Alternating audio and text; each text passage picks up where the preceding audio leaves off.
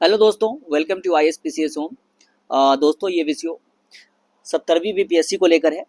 यहाँ पर आंसर की जो है फाइनल आंसर की आयोग ने जारी कर दिया है। 16 तारीख तक जो है आपको मांगा था आयोग, जो भी आप क्वेश्चन पे ऑब्जेक्शन कर सकते हैं।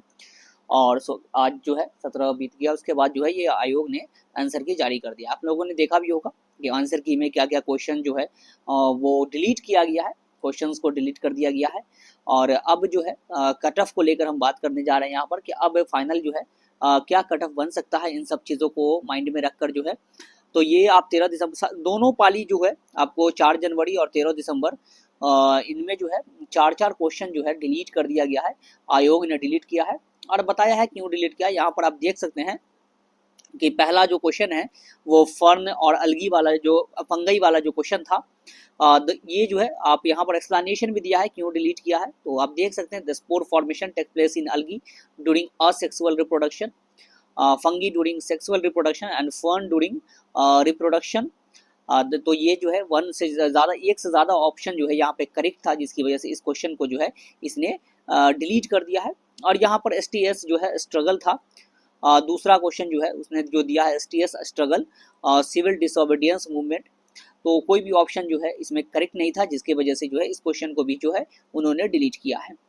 तीसरा जो क्वेश्चन था कि ये GDP वाला जो है, तो GVA में जो है आपको कितना कंट्रीब्यूशन है, उसको इसने डिलीट किया, क्योंकि कोई रेफरेंस ईयर जो है यहाँ पे मेंशन नहीं है कि 2010, 2011, 2023, 2024, तो ये सारी चीज़ें मेंशन नहीं थी, जिसकी वजह से इस क्वेश्चन को भी डिलीट कर दिया आयोग ने। और तीसरा जो है आपको आयोग इसका जो है आपको RBI का जो डेटा है उसके बारे में एस्टिमेट किया था, इन्फ्लेशन के बारे में, तो इसको भी जो है आयोग ने डिलीट कर दिया है कि revise estimated data was 4.8 which is not mention in the option में ये मेंशन ही नहीं था, जिसकी वजह से जो है ये क्वेश्चन ही गलत हो जाता, मतलब ऑप्शन गलत था, कोई भी ऑप्शन था नहीं, जिसकी वजह से ये क्वेश्चन भी डिलीट कर दिया गया। इसी तरह से जो है आपको 4 क्वेश्चन उसमें भी डिलीट कर दिया गया है 4 जनवरी वाले के इसमें। तो अब हम देखेंगे कि इन सबको देख करके जो है आपका कट ऑफ जो है वो क्या जा सकता है। ये 13 दिसंबर की बात मैं कर रहा हूँ कि उन लोगों का क्या कट ऑफ जा सकता है।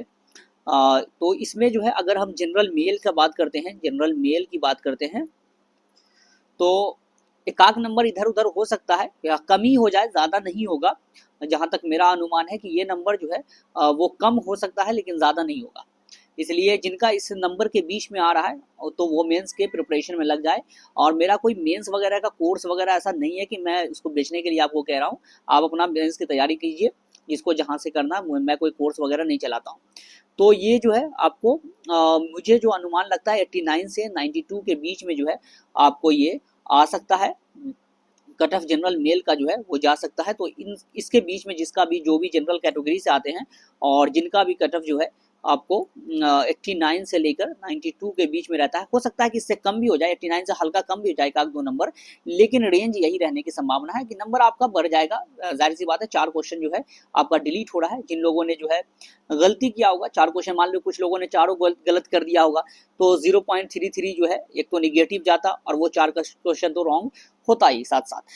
तो वहां पर जो है आपका क्या हो जाता कि 1 आपका 3% जो है नंबर घट जाता और ऊपर से 4 क्वेश्चन भी गलत होता, तो वो अफेक्ट पड़ता, आपके रिजल्ट पे इफेक्ट पड़ता। तो इसी वजह से मैं ये कह रहा हूँ कि थोड़ा सा एक आध नंबर हो सकता है कि बढ़ जाए। लोगों का नंबर बढ़ेगा ही, यहाँ पर घटेगा नहीं। तो कट ऑफ भी हो सकता है कि एक दो नंबर इधर उधर हो सकता है, लेकिन मोस्टली चांसेस ये है कि आपका इससे कम ही रहेगा, इससे ज़्यादा नहीं जाएगा। अगर फीमेल की बात करते हैं, जनरल फीमेल की बात करते हैं, तो जनरल फीमेल का जो है आपको 82 से 85 के बीच में रहने की संभावना है। और ये जो है मतलब इस आपको कम हो जाए अलग चीज़ है, थोड़ा एक दो नंबर 80 पे चला जा सकता है, लेकिन बहुत ज़्यादा फर्क नहीं पड़ने वाला है। यही जो है कट ऑफ आपको रहने की संभावना है।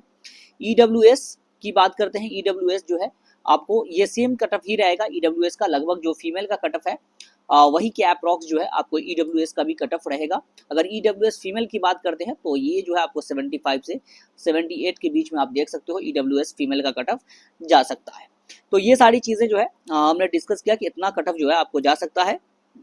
और साथ साथ बात करें तो मेंस की प्रिपरेशन के लिए, तो मेंस की प्रिपरेशन के लिए जो है आपको 1935 के एक्ट को कैसे आप लिखोगे एग्जामिनेशन में, वो मैंने आपको बताया था। और साथ साथ जो है से मैं मॉडर्न हिस्ट्री का जो है आपको लेक्चर लगातार डाल दे रहा हूँ। अभी पहला ही लेक्चर मैंने डाला है, तो बहुत मतलब कि डिटेल्ड में जो है आपको मैं बता रहा हूँ किस तरह से जो है उस मॉडर्न हिस्ट्री में फैक्ट, और साथ साथ जो है आपको वो भी करवाया जा रहा है कि ताकि आपको आंसर राइटिंग अगर लिखने को आए तो आप एग्जामिनेशन में वो लेक्चर देख के आराम से लिख सकते हो फैक्ट के साथ।